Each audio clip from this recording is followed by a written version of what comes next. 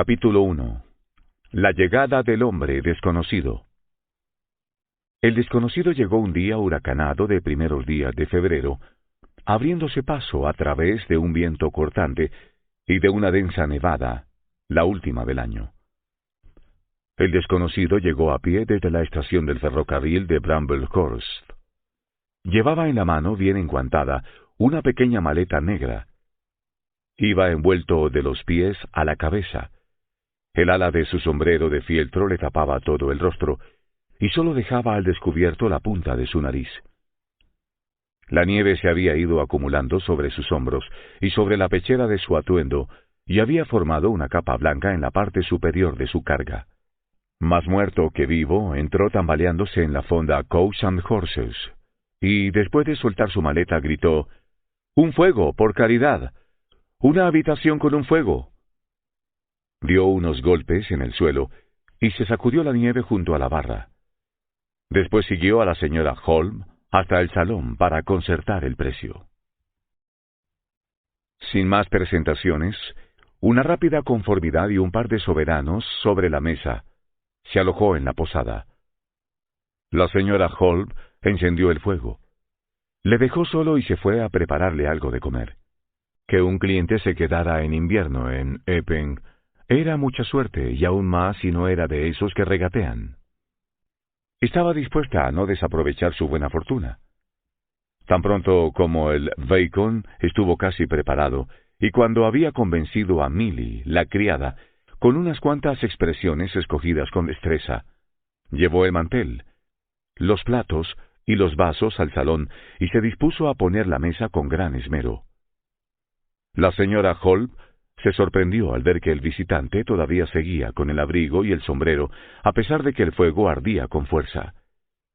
El huésped estaba de pie, de espaldas a ella, y miraba fijamente cómo caía la nieve en el patio.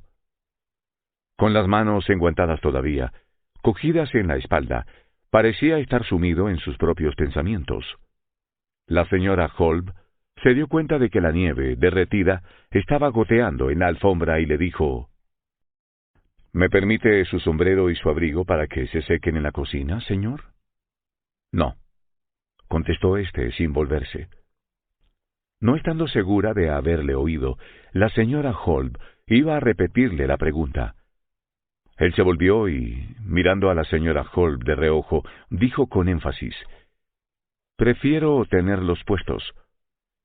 La señora Holm se dio cuenta de que llevaba puestas unas grandes gafas azules y de que por encima del cuello del abrigo le salían unas amplias patillas que le ocultaban el rostro completamente. «Como quiera el señor», contestó ella. «La habitación se calentará enseguida». Sin contestar, apartó de nuevo la vista de ella, y la señora Holm, dándose cuenta de que sus intentos de entablar conversación no eran oportunos, dejó rápidamente el resto de las cosas sobre la mesa y salió de la habitación.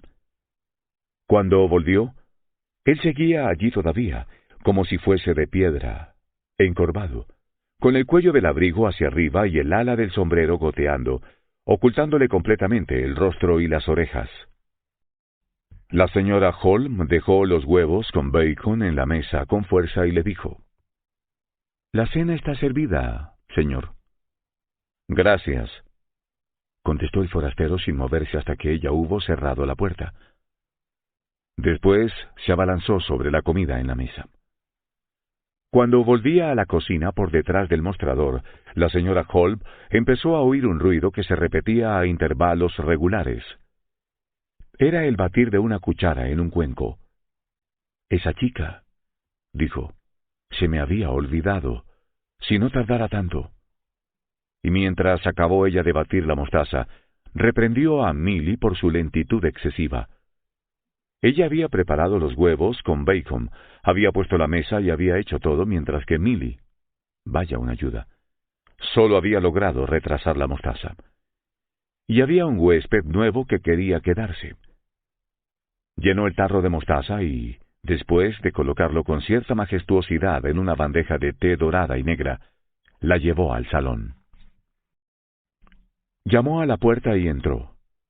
Mientras lo hacía, Se dio cuenta de que el visitante se había movido tan deprisa que apenas pudo vislumbrar un objeto blanco que desaparecía debajo de la mesa.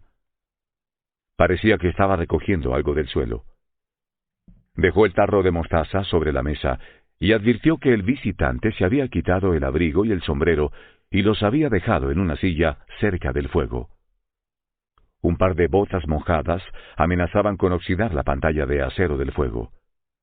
La señora Holmes se dirigió hacia todo ello con resolución, diciendo con una voz que no daba lugar a una posible negativa: «Supongo que ahora podré llevármelos para secarlos». «Deje el sombrero», contestó el visitante con voz apagada. Cuando la señora Holmes se volvió, él había levantado la cabeza y la estaba mirando. Estaba demasiado sorprendida para poder hablar. Él sujetaba una servilleta blanca para taparse la parte inferior de la cara. La boca y las mandíbulas estaban completamente ocultas. De ahí el sonido apagado de su voz. Pero esto no sobresaltó tanto a la señora Holmes como ver que tenía la cabeza tapada con las gafas y una venda blanca, y otra le cubría las orejas. No se le veía nada excepto la punta rosada de la nariz. El pelo negro, abundante, que parecía entre los vendajes, le daba una apariencia muy extraña, pues parecía tener distintas coletas y cuernos. La cabeza era tan diferente a lo que la señora Holmes se habría imaginado, que por un momento se quedó paralizada. Él continuaba sosteniendo la servilleta con la mano enguantada, y la miraba a través de sus inescrutables gafas azules. «Deje el sombrero», dijo hablando a través del trapo blanco. Cuando sus nervios se recobraron del susto, la señora Holmes volvió a colocar el sombrero en la silla, al lado del fuego. «No sabía, señor», empezó a decir, pero se paró turbada. «Gracias», contestó secamente, mirando primero a la puerta y volviendo la mirada a ella de nuevo. «Haré que los sequen enseguida», dijo llevándose la ropa de la habitación. Cuando iba hacia la puerta, se volvió para echar de nuevo un vistazo a la cabeza vendada y a las gafas azules. Él todavía se tapaba con la servilleta. Al cerrar la puerta, tuvo un ligero estremecimiento, y en su cara se dibujaban sorpresa y perplejidad. «Vaya, nunca...» iba susurrando mientras se acercaba a la cocina, demasiado preocupada como para pensar en lo que Millie estaba haciendo en ese momento. El visitante se sentó y escuchó cómo se alejaban los pasos de la señora Holmes. Antes de quitarse la servilleta para seguir comiendo, miró hacia la ventana, entre bocado y bocado, y continuó mirando hasta que, sujetando la servilleta, se levantó y corrió las cortinas, dejando la habitación en penumbra. Después, se sentó a la mesa para terminar de comer tranquilamente. «Pobre hombre», decía la señora Holmes. «Habrá tenido un accidente o sufrido una operación, pero qué susto me han dado todos esos vendajes». Echó un poco de carbón en la chimenea y colgó el abrigo en un tendedero. Y esas gafas. Parecía más un buzo que un ser humano. Tendió la bufanda del visitante, y hablando todo el tiempo a través de ese pañuelo blanco, «Quizá tenga la boca destrozada», y se volvió de repente como alguien que acaba de recordar algo.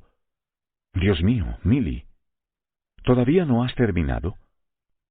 Cuando la señora Hall volvió para recoger la mesa, su idea de que el visitante tenía la boca desfigurada por algún accidente se confirmó, pues, aunque estaba fumando en pipa, no se quitaba la bufanda que le ocultaba la parte inferior de la cara, ni siquiera para llevarse la pipa a los labios, a de un despiste, pues ella veía cómo se iba consumiendo.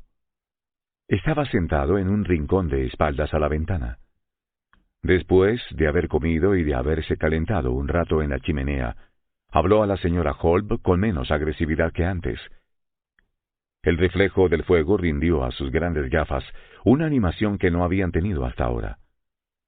«El resto de mi equipaje está en la estación de Bramblehurst», comenzó, y preguntó a la señora Holmes si cabía la posibilidad de que se lo trajeran a la posada. Después de escuchar la explicación de la señora Hall, dijo, «Mañana, ¿no puede ser antes?» Y pareció disgustado cuando le respondieron que no. «¿Está segura?», continuó diciendo. «¿No podría ir a recogerlo un hombre con una carreta?»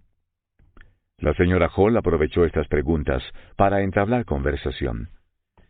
«Es una carretera demasiado empinada», dijo, como respuesta a la posibilidad de la carreta.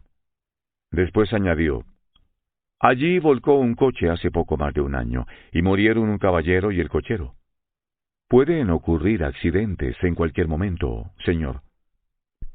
Sin inmutarse, el visitante contestó, «Tiene razón», a través de la bufanda, sin dejar de mirarla con sus gafas impenetrables. «Y, sin embargo, tardan mucho tiempo en curarse. ¿No cree usted, señor?» Tom, el hijo de mi hermana, se cortó en el brazo con una guadaña al caerse en el campo, y, Dios mío, estuvo 3 meses en cama. Aunque no lo crea, cada vez que veo una guadaña me acuerdo de todo aquello, señor. «Lo comprendo perfectamente», contestó el visitante. Estaba tan grave que creía que iban a operarlo. De pronto, el visitante se echó a reír. Fue una carcajada que pareció empezar y acabar en su boca. «¿En serio?», dijo. «Desde luego, señor. Y no es para tomárselo a broma, sobre todo los que nos tuvimos que ocupar de él, pues mi hermana tiene niños pequeños. Había que estar poniéndole y quitándole vendas. Y me atrevería a decirle, señor, que... ¿Podría acercarme unas cerillas?», dijo de repente el visitante. «Se me ha apagado la pipa». La señora Holp se sintió un poco molesta. Le parecía grosero por parte del visitante, después de todo lo que le había contado. Lo miró un instante, pero, recordando los 2 soberanos, salió a buscar las cerillas. «Gracias», contestó cuando le estaba dando las cerillas y se volvió hacia la ventana. Era evidente que al hombre no le interesaban ni las operaciones ni los vendajes. Después de todo, ella no había querido insinuar nada, pero aquel rechazo había conseguido irritarla, y Milly sufriría las consecuencias aquella tarde. El forastero se quedó en el salón hasta las 4, sin permitir que nadie entrase en la habitación. Durante la mayor parte del tiempo estuvo quieto, fumando junto al fuego, dormitando quizá. En un par de ocasiones pudo oírse cómo removía las brasas y por espacio de 5 minutos se oyó cómo caminaba por la habitación. Parecía que hablaba solo. Después se oyó cómo crujía el sillón. Se había vuelto a sentar.